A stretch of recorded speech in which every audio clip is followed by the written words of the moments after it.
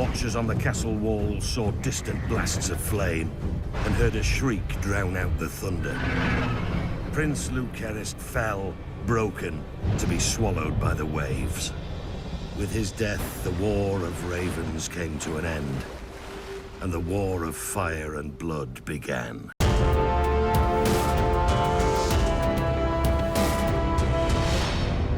In the final scene in Season 1 of House of the Dragon, we saw Rhaenyra learn about the death of her son Lucerys, and this last image gave the impression that we would see the furious, motivated queen from Fire and Blood focus all her power and resources on taking the Iron Throne and seeking vengeance against the Greens.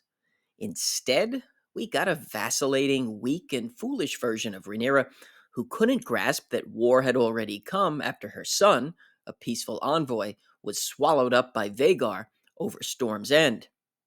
Remember in Game of Thrones how Catelyn's motivations in Season 1 were largely based on her seeking vengeance and justice for Bran, and he didn't even die after being pushed from the tower. Rhaenyra, though, decides that even though Aegon usurped the throne, Aemon killed her son, and Baela reported that Criston Cole's army was on the march, that peace can still be achieved.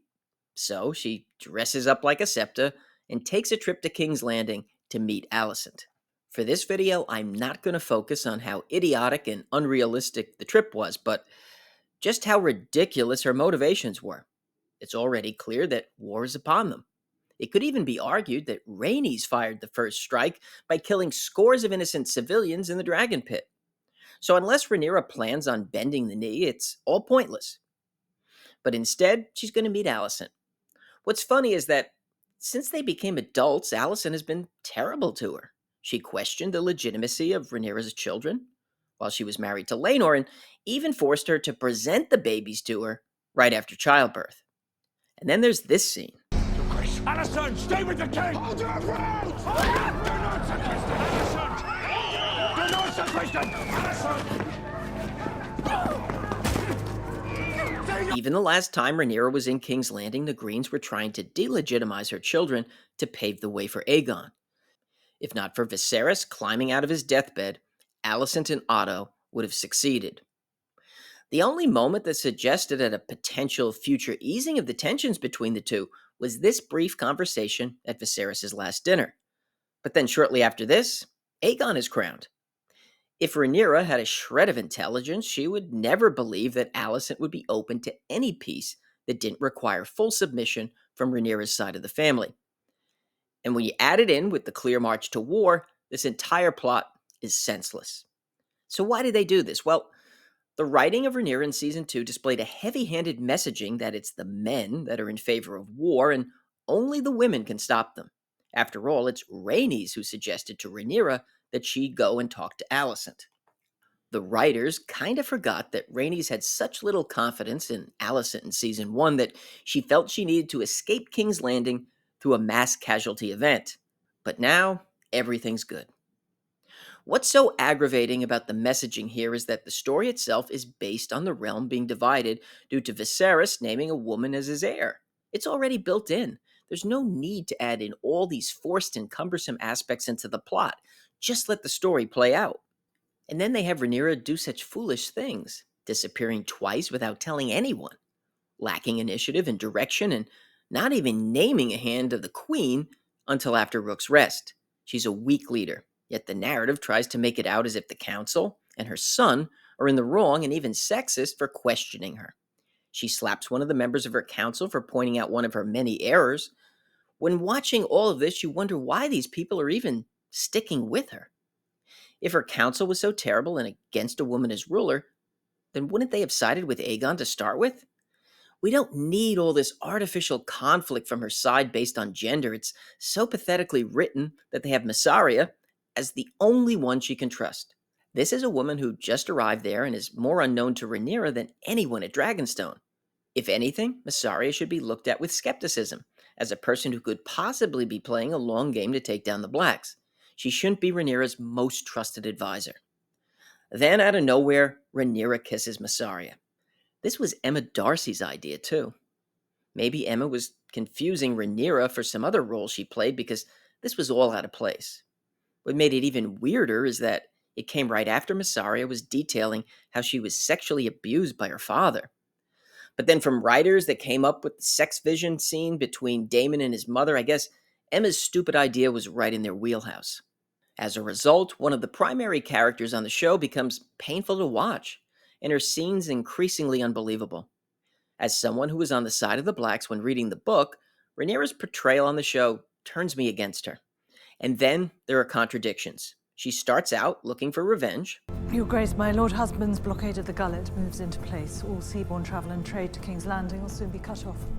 I want Aemond Targaryen.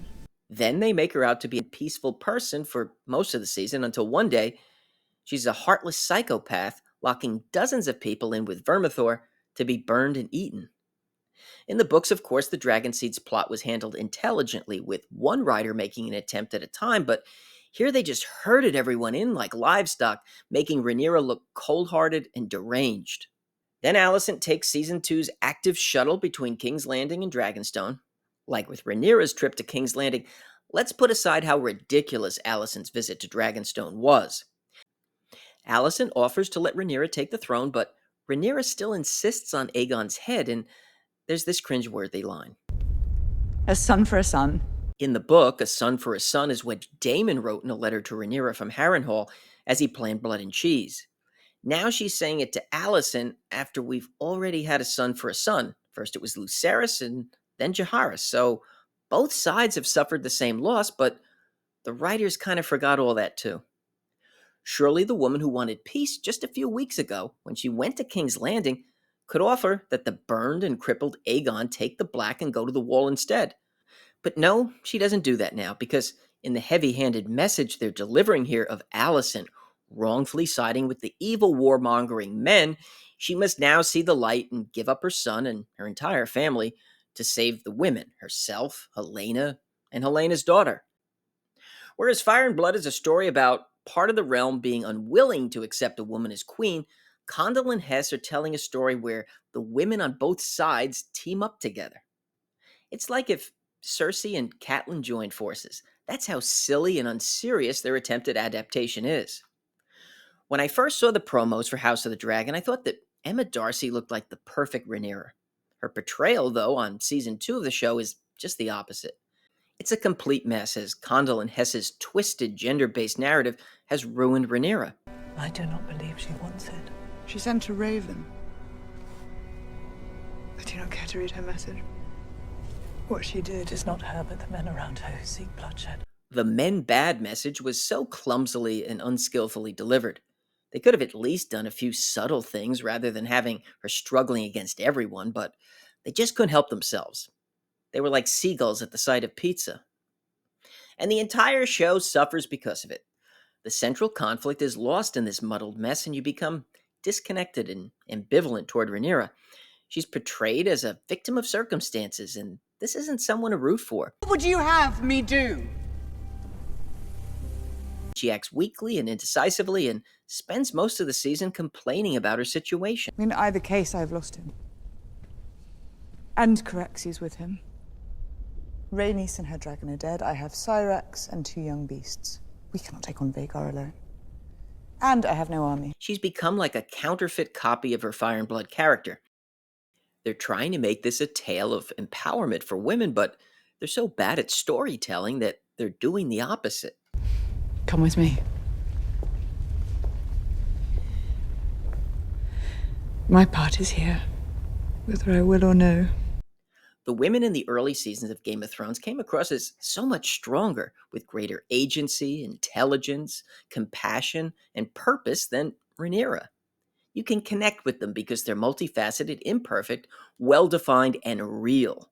Unfortunately, though, Condal and Hess didn't follow the same blueprint. Instead, they created women that are not only unfaithful to the intent of Martin's novel, but even on their own merit, they're hollow and half-baked characters devised with the sole purpose of meeting an agenda. Rhaenyra could have been as iconic as some of the early season Game of Thrones characters, but instead, it was a disappointing mess. If you enjoyed this one, make sure to hit the like button. If you're interested in more on House of the Dragon and A Song of Ice and Fire, listen to Caraxes and subscribe. I want to thank everyone for watching, and I'll see you soon.